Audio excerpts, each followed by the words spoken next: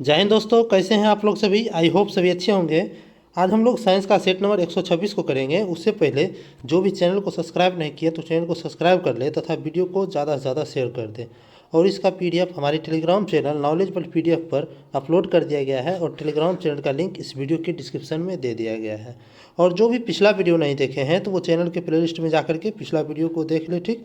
और प्लेलिस्ट का भी लिंक इस वीडियो के डिस्क्रिप्शन में दे दिया गया, ठीक। देखिए, डेली जो है शाम को 3 बजे बिहार एसएससी के क्वेश्चन बैंक आता है, ठीक है ना, जो कि जिसमें कि 2005 से अब तक कराया जाता है, ठीक। जो कि 2016 अभी चल रहा है। 2016 में जितना भी एग्ज़ाम हुआ है अभी वो चल रहा है, ठीक ना। उससे पहले भी करा दिया गया और इसका भी जो है प्लेलिस्ट बना दिया गया है, ठीक। बिहार एसएससी क्वेश्चन बैंक नाम से, ठीक। उस प्लेलिस्ट में जाकर के आप सभी को देख सकते हैं, ठीक। चलिए आज के पहला प्रश्न को देखते हैं। देखिए, आज का पहला प्रश्न क्या है कि निम्नलिखित में से कौन सा युग्म सही सुमेलित नहीं है, ठीक ना।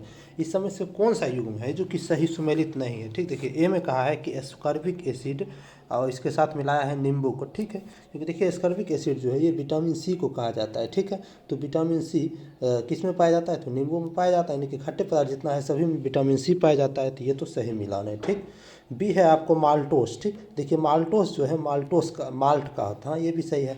सी नंबर दिया आपको एसिटिक एसिड। एसिटिक एसिड के साथ दही को मिलाया, ठीक नहीं, यहाँ गलत दिया हुआ है। क्यों? क्योंकि देखिए, दही में जो होता है ना आपको लैक्टिक एसिड होता है। कौन सा एसिड होता है? तो यहाँ होता है आपको लैक्टिक एसिड, ठीक नहीं, यहाँ एसिटिक एसिड नहीं होता है, ठीक। यहाँ हमसे क्या पूछा है कि कौन सही सुमेलित नहीं है, तो सही सुमेलित यही तो नहीं है, ठीक। तो इसका उत्तर क्या हो जाएगा? ऑप्शन नंबर सी हो जाएगा, ठीक है। देखिए, डी में दिया हुआ है फॉर्मिक अम्ल लाल चींटी, ठीक है। लाल चींटी जो होता है उसके डंक में कौन सा अम्ल होता है? तो फॉर्मिक अम्ल होता है, ठीक। देखिए, अगला प्रश्न है कि उन शराब त्रास्तियों में जिनके परिणाम स्वरूप अंधता आदि होती है वो हानिकारक पदार्थ कौन सा है, ठीक है। देखिए, शराब में क्या होता है कि देखिए, एल्कोहल में क्या होता है, एल्कोहल एल्कोहल दो प्रकार का होता है, ठीक। एक होता है आपको एथिल एल्कोहल, एक होता है मेथिल एल्कोहल, ठीक। एथिल एंड मेथिल एल्कोहल, ठीक। जिसमें देखिए एथिल अल्कोहल क्या होता है कि देखिए, एथिल अल्कोहल का फॉर्मूला होता है आपको C2H5 OH होता है क्या, एथिल अल्कोहल, ठीक। और मेथिल अल्कोहल होता है आपको CH3OH, ठीक। तो इसमें देखिए, एथिल अल्कोहल जो है ये आपको पीने लायक शराब है, ठीक। इसको पीने से कुछ नहीं होगा, ठीक है, मतलब ये पीने लायक है, ठीक है। और जो मेथिल अल्कोहल है, मेथिल अल्कोहल CH3OH, ये जो है ना पीने लायक शराब नहीं है, ठीक है ना। इसमें होता क्या है कि इसको अगर कोई आदमी पी लेता है तो उसको जो है ना पागलपन, अंधता, ये सब चीज़ का हो जाता है बीमारी, ठीक है ना। तो ये बहुत ही हानिकारक है और ज़्यादा ये पीने से जो है ना आदमी का मृत्यु भी हो सकता है, ठीक। तो ये कौन सा हो जाएगा अल्कोहल? तो ये मेथिल अल्कोहल से ऐसा होता है, ठीक। तो इसका उत्तर ऑप्शन नंबर डी में दिया हुआ है, मेथिल अल्कोहल, ठीक। चलिए, अगला प्रश्न है कि सभी जैव यौगिकों में सर्वाधिक आवश्यक मूल तत्व क्या है, ठीक। देखिए, जितना भी जैव यौगिक है सबसे पहले समझिए कि वो जैव यौगिक बना किसका होता है, ठीक है ना। देखिए, संसार का जितना भी जैव यौगिक है वो सब किसका बना होता है? तो वो हमेशा जो है ना कार्बनिक यौगिक का बना होता है। किसका? तो कार्बनिक यौगिक का बना होता है, ठीक। जितना भी जैव यौगिक है सब किसका होता है? ये कार्बनिक यौगिक का ही बना होता है, ठीक है ना। अब देखिए, कार्बनिक यौगिक में जो है ना आवश्यक रूप से जो है ना अनिवार्य रूप से क्या होगा? तो कार्बन तो होगा ही, ठीक। तो इसमें क्या हो जाएगा? जैव यौगिक में सर्वाधिक मूल तत्व कौन होगा? तो कार्बन हो जाएगा, ठीक। ये किस ऑप्शन में दिया हुआ है? तो ये ऑप्शन नंबर बी में दिया हुआ है, ठीक। चलिए, देखिए, अगला प्रश्न है कि निम्नलिखित तत्व समूहों में से कौन सा एक पृथ्वी पर जीवन की उत्पत्ति के लिए मूलतः उत्तरदायी है, ठीक। पृथ्वी पर जो है ना जीवन जो उत्पत्ति हुआ है उसके लिए मुख्य रूप से कौन सा तत्व है जो कि उत्तरदायी है, ठीक। देखिए, जीव वैज्ञानिकों द्वारा जो है ना 6 पदार्थ को माना गया है मूल रूप से उत्तरदायी तत्व, ठीक ना। देखिए, वो 6 पदार्थ कौन कौन है? देखिए, उसमें सबसे पहले कार्बन हो गया, उसके बाद देखिए हाइड्रोजन, नाइट्रोजन, ऑक्सीजन, फास्फोरस और सल्फर है, ठीक। ये सब क्या है? आपको 6 मूल मूल जो है ना आपको मूल उत्तरदायी तत्व है, ठीक ना। तो इसमें से देखिए कौन ऑप्शन में दिया हुआ है? देखिए, आपको ये ऑप्शन नंबर बी में आपको क्या दिया हुआ है कि कार्बन, हाइड्रोजन और नाइट्रोजन। देखिए, कार्बन, हाइड्रोजन और नाइट्रोजन की तीनों इसमें आ जाता है, ठीक। तो इसका उत्तर ऑप्शन नंबर बी ही हो जाएगा, ठीक। चलिए, अगला प्रश्न है कि पुलिस द्वारा जो होता है नशे में गाड़ी चलाने वाले सांस को जांच के लिए फिल्टर पेपर का प्रयोग होता है, तो उसमें क्या रहता है, ठीक।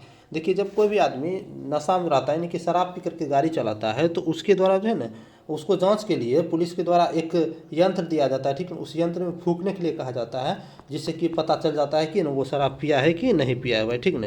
जैसे देखिए यहाँ पर ये पुलिस है और ये कोई आदमी है, इसको पिला रहा है, ठीक ना, मतलब ये फूंकवा रहा है, ठीक नहीं। तो अगर फूंक लेगा, अगर इसमें कुछ परिवर्तन होता है तो उससे पता चल जाता है कि ये शराब पिया है कि नहीं पिया है, ठीक ना। सबसे पहले समझिए कि इस यंत्र का नाम क्या है, ठीक ना, जिसके द्वारा जो फूंकवाया जा रहा है, तो इसका नाम क्या है। देखिए इसका नाम जो है आपको ब्रेथ एनालाइजर, ठीक। क्या इसको क्या कहा जाता है, ब्रेथ एनालाइजर, ठीक ना, लाइजर, ठीक।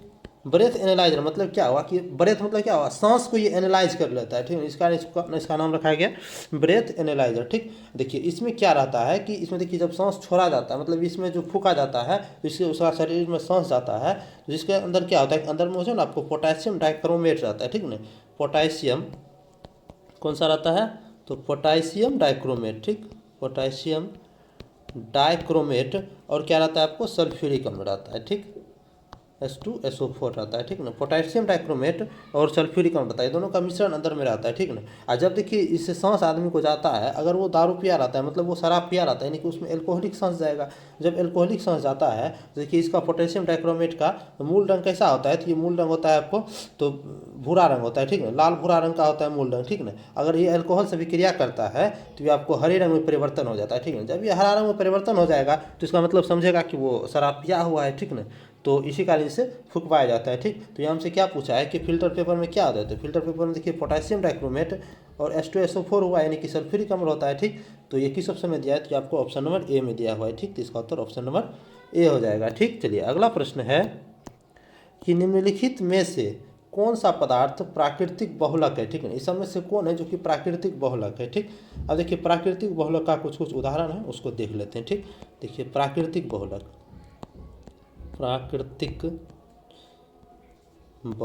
ठीक। देखिए प्राकृतिक बहुलक का कुछ उदाहरण है, जैसे देखिए इसमें ऊन आ जाता है, रेशम, चमड़ा, ये सब क्या है आपको, तो प्राकृतिक बहुलक है, ठीक है। आप देखिए कुछ कृत्रिम बहुलक का भी उदाहरण देख लेते हैं। कृत्रिम बहुलक, ठीक। देखिए कृत्रिम बहुलक में कौन आता है, तो नायलॉन हो गया, नायलॉन, प्लास्टिक, ये सब क्या है आपको, तो कृत्रिम बहुलक है, ठीक। तो यहाँ हमसे क्या पूछा है कि प्राकृतिक बहुलक कौन है, तो प्राकृतिक बहुलक देखिए इसमें ऊन, रेशम, चमड़ा है। ये देखिए ऑप्शन नंबर बी में रेशम दिया हुआ है, ठीक। इसका उत्तर ऑप्शन नंबर बी हो जाएगा, ठीक। चलिए अगला प्रश्न है कि बेंजीन में सिग्मा और पाई बॉन्ड की संख्या ज्ञात कीजिए, ठीक। देखिए बेंजीन में क्या होता है कि सिग्मा और पाई बॉन्ड की संख्या, देखिए सिग्मा और पाई बॉन्ड की संख्या को हम कैसे ज्ञात करेंगे। देखिए कहीं पर सिंगल बॉन्ड है, कहीं पर डबल बॉन्ड होता है, कहीं पर ट्रिपल बॉन्ड होता है, ठीक ना। उसमें देखिए होता क्या है कि एक होता है आपको पाई बॉन्ड और एक होता है आपको सिग्मा बॉन्ड, ठीक। देखिए पाई बॉन्ड, और सबसे पहले देखिए इसमें सिग्मा बॉन्ड को गिना जाता है, ठीक। देखिए सिग्मा बॉन्ड क्या होता है, जैसे सिंगल बॉन्ड में है तो इसमें एक ही बॉन्ड है तो ये सिग्मा हो जाएगा, ठीक है। जैसे यहाँ डबल बॉन्ड में देखिए तो इसमें क्या होता है, एक सिग्मा होता है, दूसरा पाई होता है, ठीक है। जैसे यहाँ ट्रिपल बॉन्ड है तो इसमें देखिए एक सिग्मा होगा और दूसरा दोनों क्या हो जाएगा, पाई बॉन्ड हो जाएगा, ठीक है ना। अब देखिए उसी प्रकार देखिए यहाँ पर आपको बेंजीन का स्ट्रक्चर दिया हुआ है, ठीक है। ये क्या है आपको बेंजीन का स्ट्रक्चर है, ठीक। अब इसमें देखिए हम सिग्मा और पाई बॉन्ड को गिनते हैं, ठीक। देखिए सबसे पहले हम सिग्मा बॉन्ड को गिन लेते हैं, ठीक। देखिए सिग्मा बॉन्ड जहाँ पूरे में तो सिग्मा बॉन्ड होगा ही। देखिए सबसे पहले ये चक्र वाला गिन लेते हैं, 2 3 4 5 6 7 8 9 10 11 12 12 हो गया आपको सिग्मा बॉन्ड, ठीक। सिग्मा बॉन्ड कितना हो गया, 12, ठीक। अब देखिए दूसरा पाई बॉन्ड को गिनते हैं, तो पाई बॉन्ड कहाँ होगा, जहाँ डबल बॉन्ड होगा या ट्रिपल बॉन्ड होगा। यहाँ देखिए डबल बॉन्ड 3 गो है, ठीक। तो 3 गो डबल बॉन्ड है तो इसमें से पहला अगर सिग्मा बॉन्ड हो गया तो दूसरा पाई बॉन्ड हो जाएगा। तो दूसरा पाई बॉन्ड 1 2 3, यानी 3 को क्या हो गया आपको, पाई बॉन्ड हो गया, ठीक। यहाँ हमसे क्या पूछा है कि सिग्मा और पाई बॉन्ड कितना है, तो सिग्मा 12 और पाई 3 है, तो ये किस ऑप्शन में दिया हुआ है, तो ऑप्शन नंबर सी में दिया हुआ है, ठीक। चलिए अगला प्रश्न है कि मस्टर्ड गैस का उपयोग किया जाता है किस चीज़ में, ठीक। देखिए मस्टर्ड गैस क्या है, ये जो है ना एक प्रकार का रासायनिक हथियार के रूप में इसका प्रयोग किया जाता है, ठीक ना। तो रासायनिक युद्ध में इसका प्रयोग होता है, ठीक। इसका उत्तर ऑप्शन नंबर बी हो जाएगा, रासायनिक युद्ध, ठीक। देखिए मस्टर्ड गैस का युद्ध जो है प्रथम विश्व युद्ध में हुआ था, ठीक। ये प्रथम विश्व युद्ध में हुआ था इसका गैस का युद्ध, ठीक ना। देखिए इसका रासायनिक नाम क्या होता है, इसका रासायनिक नाम होता है आपको डाइक्लोरो डाइएथिल सल्फाइड, ठीक। डाइक्लोरो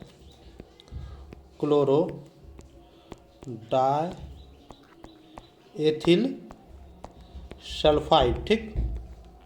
सल्फाइड होता है, ठीक। और इसका रासायनिक फार्मूला क्या है कि C4H8Cl2S होता है, ठीक। तो इसका उत्तर ऑप्शन नंबर बी हो गया, ठीक। चलिए अगला प्रश्न है कि सूची 1 को सूची 2 के साथ सुमेलित कीजिए, ठीक। देखिए सूची 1 और सूची 2 दिया हुआ है। देखिए सूची ए में आपको अचार दिया हुआ है और इससे संबंधित अम्ल दिया, मतलब इसमें कुछ पदार्थ दिया हुआ है सूची ए में एक में, और सूची 2 में उसमें कौन सा अम्ल पाया जाता है वो दिया हुआ है, ठीक। देखिए अब मिलाते हैं, ठीक। देखिए मिलाते हैं तो देखिए ए नंबर में अचार दिया हुआ है, ठीक। तो अचार देखिए किसके साथ मिल जाएगा। देखिए अचार में क्या रहता है, आपको एसिटिक एसिड पाया जाता है अचार में, ठीक। तो अचार में एसिटिक एसिड पाया जाता है, तो ए मिल जाएगा आपको 2 के साथ। अब देखिए खट्टा दूध में लैक्टिक एसिड होता है, तो ये बी मिल जाएगा आपको 3 के साथ। अब देखिए सेब में कौन सा एसिड होता है, तो सेब में आपको मैलिक एसिड होता है, तो यानी कि सी मिल जाएगा 4 के साथ। अब डी में है शीतल पेय एवं सोडा वाटर, इसमें देखिए कार्बोनिक एसिड होता है, ठीक। तो डी मिल जाएगा आपको 1 के साथ, ठीक। देखिए किस ऑप्शन में दिया हुआ है, देखिए ऑप्शन नंबर बी को देखिए, इसमें देखिए एक आ दो देखिए यहाँ, ठीक है, एक आ दो, ठीक है। यहाँ देखिए बी का तीन देखिए, हाँ ठीक है। और देखिए सी का चार, हाँ ठीक है।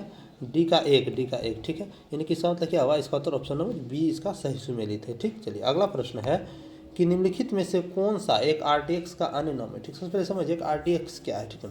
RTX क्या है कि एक प्रकार का क्या है, विस्फोटक पदार्थ है RTX, ठीक। देखिए RTX में RTX का देखिए और अन्य नाम क्या है, तो ये आपको है साइक्लोनाइट होता है, ठीक है। RTX का और अन्य नाम, ठीक। तो इसका उत्तर ऑप्शन नंबर डी हो जाएगा, साइक्लोनाइट, ठीक। चलिए अगला प्रश्न है कि डीजल इंजन में प्रयुक्त ईंधन क्या है, ठीक है।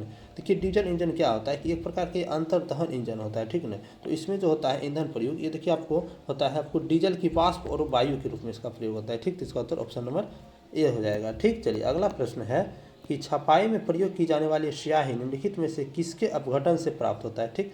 देखिए छपाई में जो प्रयोग किया जाता है स्याही, वो जो आपको मीथेन के अपघटन से प्राप्त होता है, ठीक। तो इसका उत्तर क्या हो जाएगा, ऑप्शन नंबर बी हो जाएगा, मीथेन, ठीक। अब देखिए मीथेन का देखिए यूज कहाँ कहाँ होता है, देखिए जैसे देखिए आपको काला रंग कहीं पर बनाना होगा, क्या बनाना होगा, काला रंग मोटर गाड़ी के टायर में, मोटर टायर, छपने वाला स्याही में वितरण देखे थे, छपने वाला स्याही में, ठीक। पेंट हो गया, उसके बाद देखिए कार्बन छड़ हो गया, इस समय जो ना आपको मीथेन का प्रयोग होता है, ठीक। तो यहाँ हमको उत्तर हो गया ऑप्शन नंबर बी, मीथेन, ठीक। चलिए अगला प्रश्न है कि मीथेन गैस उत्पादन करने वाला क्षेत्र कौन सा है। देखिए मीथेन गैस कहाँ कहाँ से उत्पादन होता है, ठीक। देखिए मीथेन गैस उत्पादन के 2 स्रोत है, एक है आपको मानवीय स्रोत और एक है आपको प्राकृतिक स्रोत, ठीक। सबसे पहले देखते हैं मानवीय स्रोत, ठीक। यानी कि मीथेन का फॉर्मूला होता है आपको CH4। देखिए इसके उत्पादन का सबसे पहले मानवीय स्रोत देखिए, ठीक। कौन सा, तो मानवीय स्रोत, ठीक। देखिए मानवीय स्रोत में क्या क्या आता है, देखिए मानवीय स्रोत में सबसे पहले देखिए धान के खेत में होता है मीथेन गैस, क्या होता है, धान के खेत में। उसके बाद देखिए कोयले की खदान हो गया कोयले की खादान। उसके बाद देखिए पशु जुगाली करता है तो उसमें भी निकलता है, पशु जुगाली करता है, ठीक ना, तो उसमें भी निकलता है, ठीक है ना। अब देखिए मानवीय स्रोत हो गया, तो अब देख लेते हैं प्राकृतिक स्रोत में कि प्राकृतिक रूप से कैसे निकलता है। इसमें देखिए आर्द्र भूमि हो गया, दलदली हो गया, यानी कि समुद्र क्षेत्र हो जाएगा, ये सब दलदली ना हुआ, ठीक ना। इसमें क्या होता है, आपको मीथेन निकलता है, ठीक। अब देखिए मीथेन का प्रकृति कैसा होता है, तो मीथेन जो है ना आपको एक प्रकार का ये रंगहीन होता है, स्वादहीन होता है तथा गंधहीन पदार्थ होता है, ठीक है ना। यहाँ हमसे पूछा क्या है कि मीथेन गैस उत्पादन करने वाला क्षेत्र कौन सा है। देखिए यहाँ क्षेत्र देखे थे धान के खेत, तो धान की खेती ऑप्शन जाए तो ऑप्शन नंबर बी में दिया हुआ है, ठीक। चलिए अगला प्रश्न है कि निम्नलिखित में से कौन सा बहुलक जैव निम्नीकृत नहीं किया जा सकता है, ठीक है। इस समय से कौन सा बहुलक है जो कि जैव निम्नीकृत नहीं किया जा सकता है, ठीक है। सबसे पहले जैव निम्नीकृत को समझते। देखिए जैव निम्नीकृत क्या होता है, जिसे हम बायोडिग्रेडेबल कहते हैं। ये देखिए ये बहुलक वे हैं जिनका कि विखंडन जैविक प्रक्रियाओं द्वारा समय के साथ प्राकृतिक एवं पर्यावरण की दृष्टि से सुरक्षित तरीके से हो जाता है, ठीक ना। तो उसे क्या कहते हैं, जैव निम्नीकरण कहते हैं, ठीक। देखिए जैसे हो गया आपको सेलुलोज हो गया, स्टार्च हो गया, प्रोटीन हो गया, ये सब क्या है, जैव निम्नीकृत बहुलक है, ठीक ना। लेकिन यहाँ देखिए आपको ऑप्शन नंबर डी में PVC दिया हुआ है, जिसे हम पॉलीविनाइल क्लोराइड कहते हैं, ये आपको जैव निर्मित बहुलक नहीं है, ठीक। मतलब क्या हुआ कि ये जो चलता मतलब गलता नहीं है, ठीक है, जैसे का ऐसे ही रह जाता है, ठीक। तो इसका उत्तर ऑप्शन नंबर डी हो जाएगा, ठीक। चलिए अगला प्रश्न है कि कार के पीछे के यातायात की दृष्टिवलोकन के लिए किस प्रकार के शीशे का प्रयोग करते हैं। यानी कि कार में कोई बैठा हुआ है, ड्राइवर सीट पर। देखिए यहाँ पर एक शीशा लगा रहता है, ठीक है ना, साइड में, ठीक। तो साइड में शीशा लगा रहता है, ये किसका रहता है, तो ये आपको उत्तल दर्पण रहता है, ठीक है ना। इसी के द्वारा पीछे की कोई गाड़ी आ रहा है, यातायात आ रहा है, इसको देखने का प्रयोग किया जाता है, ठीक। तो इसका उत्तर क्या हो जाएगा, उत्तल दर्पण हो जाएगा, ठीक। तो किस ऑप्शन में दिया है, तो ऑप्शन नंबर सी में दिया हुआ है, उत्तल दर्पण, ठीक। देखिए अगला प्रश्न है कि नीचे दिए हुए एक धातु के गोलक और धातु वलय के चित्रों को ध्यान से देखिए, ठीक। ये देखिए क्या है कि ये धातु का गोलक है और ये क्या है, तो वलय है, ठीक ना। इसको क्या आपको ध्यान से देखिए, ठीक। सबसे पहले देखते हैं ध्यान से, ये गोलक है, ये धातु का वलय, ठीक। देख लिया। अब देखिए क्या कर रहा है कि पत्ती से बने धातु वलय के छिद्र, ये जो छिद्र है, ये छिद्र है, ये बीच वाला, इसमें क्या करा है कि धातु के गोलक को भरा जा सकता है, ठीक है। धातु गोलक को इसमें भरना है, ठीक। तो क्या करा है कि यदि गोलक को गर्म करें तो वो अटक जाता है, परंतु यदि धातु वलय को गर्म करें तो क्या होगा, ठीक। देखिए सबसे पहले समझिए कि कोई भी धातु है, ठीक, तो उसको अगर हम गर्म करते हैं तो वह क्या होता है, आपको फैलता है, ठीक है। वो फैलता है तथा वो फैलता है और उसको जो उस पर टेम्परेचर पड़ता है उसके तापन से क्या होता है कि वो प्रसार भी बढ़ जाता है, ठीक है। जैसे देखिए हमको इसमें सेट करना होगा, तो इसको हम गोलक को गर्म करके इसमें सेट करेंगे। तो यहाँ देखिए हमको क्या कहा है कि परंतु यदि धातु वलय को गर्म करेंगे तो क्या होगा, देखिए धातु वलय को हम गर्म करेंगे, ये क्या हो जाएगा, आपको देखिए अभी इतना छिद्र है, जब इसको हम गर्म करेंगे तो ये फैल के थोड़ा बड़ा हो जाएगा, छिद्र बड़ा हो जाएगा, तब क्या हो जाएगा, ये गोलक को जब इसमें डालेंगे तो ये क्या हो जाएगा आपको, तो ये आपको ढीला हो जाएगा, ठीक है ना, मतलब ढीला हो जाएगा, ठीक। मतलब इसमें अच्छा से एंट्री हो जाएगा, ठीक ना। और पुनः जब हम इसको मतलब अच्छे से ये घुस जाएगा, जब हम पुनः इसको जब ठंडा हो जाएगा, ये क्या हो जाएगा अपने आप, फिर ये सिकुड़ेगा, मतलब क्या होगा, टाइट से यहाँ फिट होगा, ठीक ना। तो ये देखिए किस ऑप्शन में दिया हुआ है, देखिए ऑप्शन नंबर ए में दिया हुआ है कि गोलक निकल सकेगा क्योंकि तापन से प्रसार के कारण वलय का व्यास बढ़ जाता है, ठीक है ना, कि गोलक इसमें घुस जाएगा, मतलब वो निकल जाएगा, जिससे क्या हो जाएगा आपको इसके, क्योंकि देखिए तापन के कारण इसका प्रसार में वृद्धि हुआ है, ठीक। तो इसका उत्तर क्या हो जाएगा, ऑप्शन नंबर ए हो जाएगा, ठीक। चलिए अगला प्रश्न है कि दो धातुएं दिया हुआ है, ठीक है ना। क्या कह रहा है कि दो धातु दिया हुआ है, कौन कौन, तो ए और बी, ठीक। यहाँ देखिए ए धातु यहाँ है और बी धातु यहाँ है कि पट्टियाँ एक साथ मजबूती से जुड़ी है, जैसा कि चित्र में दिखाया गया, ठीक है। दोनों एक साथ क्या है, जुड़ा हुआ है, ठीक है। अब देखिए गर्म करने पर क्या होता है, ए बी से अधिक फैलती है, ठीक ना। यानी कि जब हम गर्म करेंगे तो ए क्या होगा, ज़्यादा फैलेगा और बी जो है ना आपको कम फैलेगा, ठीक। तो यदि इस जुड़ी हुई पट्टी को गर्म किया जाता है तो यह रूप ग्रहण कर लेती किस प्रकार, देखिए जब गर्म करेंगे ये क्या कहा है, क्वेश्चन में कहा है कि ए जो है ज़्यादा फैलता है, ठीक ना। जब गर्म करेंगे तो ए क्या हो जाएगा, बड़ा हो जाएगा बी से, ठीक ना। यहाँ देखिए बड़ा, देखिए सी में भी दिया हुआ है, डी में दिया है, लेकिन ऐसा तो नहीं होगा कि बढ़िया से पकड़ा हुआ है तो सीधा तो नहीं भागेगा, ये जो है ना कर्व रूप में भागेगा, ठीक। देखिए तो इसका उत्तर क्या हो जाएगा, ऑप्शन नंबर बी हो जाएगा, ठीक ना। ऐसे ये क्यों नहीं होगा, क्योंकि देखिए यहाँ पर जब टेढ़ा हुआ है तो ये क्या हुआ है, देखिए ए नंबर वाला ये क्या है, वो छोटा हो गया, ठीक ना। ये छोटा हो गया, यानी कि ये ज़्यादा फैलता है तो ये तो उल्टा न हो गया, ठीक है, तो ये नहीं होगा, तो इसका उत्तर ऑप्शन नंबर बी हो गया, ठीक। चलिए अगला प्रश्न है कि कौन सी तरंगें शून्य में संचरण नहीं कर सकती, ठीक नहीं। यानी कि शून्य कहने का मतलब क्या हुआ कि निर्वात में संचरण नहीं कर सकती है, तो ध्वनि तरंगें हैं, ठीक ना। तो ध्वनि तरंगें निर्वात में संचरण नहीं करती है, तो इसका उत्तर ऑप्शन नंबर सी हो जाएगा, ध्वनि, ठीक। चलिए अगला प्रश्न है कि आंतों के रोगों के निदान के निम्न किरणों में से प्रयोग किया जाता है, ठीक ना।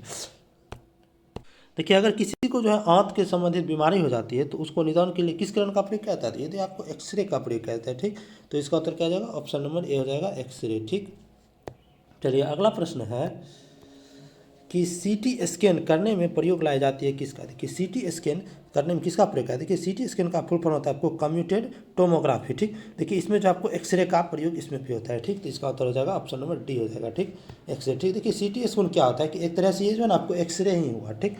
मतलब थोड़ा ये मॉडर्न, मतलब अच्छी तरह से, मतलब अंदर की जांच करने के लिए ये किया जाता है, ठीक ना। थोड़ा ये मतलब एडवांस टेक्नोलॉजी हुआ एक्सरे का, ठीक ना। सीटी स्कैन क्या हो गया आपको, तो एक्सरे का ही एडवांस टेक्नोलॉजी हो गया, ठीक। चलिए अगला प्रश्न है कि यही सही कथन को चुनिए, इसमें से कौन है जो कि सही कथन है, ठीक। देखिए एम दिया हुआ है कि लाल प्रकाश का तरंगदैर्घ्य बैंगनी प्रकाश से कम है, बी में दिया हुआ है कि लाल प्रकाश का तरंगदैर्घ्य बैंगनी प्रकाश से ज़्यादा है, सी में दिया हुआ है कि बैंगनी प्रकाश का तरंगदैर्घ्य हरे प्रकाश से ज़्यादा है, डी में दिया हुआ है बैंगनी प्रकाश का तरंगदैर्घ्य पीले प्रकाश से ज़्यादा है, ठीक ना। तो यहाँ देखिए तरंगदैर्घ्य के बात का है, ठीक है। देखिए सबसे पहले देखिए तरंगदैर्घ्य सबसे अधिक किसका होता है, तो सबसे अधिक तरंगदैर्घ्य किसका होता है, तो लाल का होता है, ठीक ना। और सबसे कम तरंगदैर्घ्य किसका होता है, तो ये होता है आपको बैंगनी का, ठीक। यानी कि जिसका तरंगदैर्घ्य सबसे अधिक होगा ना तो उसका क्या हो जाएगा, आपको आवृत्ति कम होगा, ठीक। उसका आवृत्ति क्या होगा, कम होगा, ठीक। और जिसका तरंगदैर्घ्य कम, मतलब तरंगदैर्घ्य कम होगा तो उसका आवृत्ति क्या होगा, ज़्यादा होगा, ठीक ना। तो यहाँ हमसे क्या कहा है कि सही कथन को चुनिए, तो लाल का तरंगदैर्घ्य अधिक होता है और बैंगनी का कम होता है, इसी से ही देखिए तरंग चुना जाएगा, ठीक। देखिए ऑप्शन नंबर बी में दिया हुआ है कि लाल का प्रकाश का तरंगदैर्घ्य बैंगनी प्रकाश से ज़्यादा होता है, ठीक ना। यही तो सही बात का है, ठीक।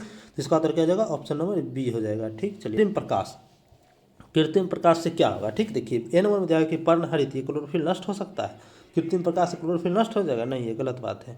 बी में दिया है कि पर्णहरित का संश्लेषण कर सकता है, नहीं, ये भी गलत है।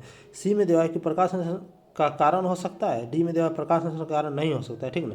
देखिए कृत्रिम प्रकाश में भी देखिए कुछ प्रकाश ऐसा है जो कि तीव्र प्रकाश होता है बल्ब का, उसमें क्या होता है आपको प्रकाश संश्लेषण हल्का हल्का हो जाता है, ठीक है। तो इसका मतलब क्या हुआ, इसका उत्तर ऑप्शन नंबर सी हो जाएगा, ठीक है, इसमें प्रकाश संश्लेषण का कारण हो सकता है, ठीक। चलिए अगला प्रश्न है कि प्रकाश ऊर्जा का रासायनिक ऊर्जा में रूपांतरण निम्नवत द्वारा होता है, ठीक है। देखिए प्रकाश ऊर्जा को जो है रासायनिक ऊर्जा में बदला जाता है, तो ये किस विधि द्वारा बदलता है, तो ये जो आपको प्रकाश संश्लेषण के द्वारा ये होता है, ठीक। तो इसका उत्तर क्या जाएगा, ऑप्शन नंबर बी हो जाएगा, ठीक। चलिए अगला प्रश्न है कि गैसीय स्थिति में पाए जाने वाला हार्मोन कौन है, ठीक। देखिए गैसीय स्थिति में जो पाया जाता है हार्मोन वो आपको एथिलीन है, ठीक ना। एथिलीन क्या है, एक प्रकार का ये क्या है आपको ये तो पादप हार्मोन है, ठीक ना। ये पादप हार्मोन है जो कि फल को जो प्रकृति रूप से मतलब प्राकृतिक रूप से पकाने में ये काम आता है, ठीक। चलिए अगला प्रश्न है कि हरे फलों को कृत्रिम ढंग से पकाने हेतु प्रयुक्त गैस कौन से है। हरे फल को जो है आपको कृत्रिम ढंग से पकाने के लिए एसिटिलीन गैस का प्रयोग किया जाता है, ठीक है। तो इसका उत्तर क्या जाएगा, ऑप्शन नंबर ए हो जाएगा एसिटिलीन, ठीक ना।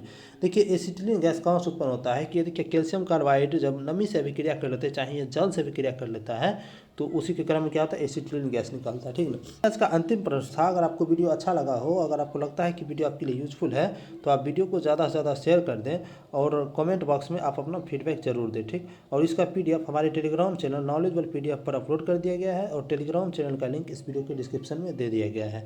और जो भी पिछला वीडियो नहीं देखे हैं तो वो चैनल के प्लेलिस्ट में जाकर के पिछला वीडियो को देख लें, ठीक। चलिए वीडियो में अंत तक बने रहने धन्यवाद, मिलते हैं अगले वीडियो में।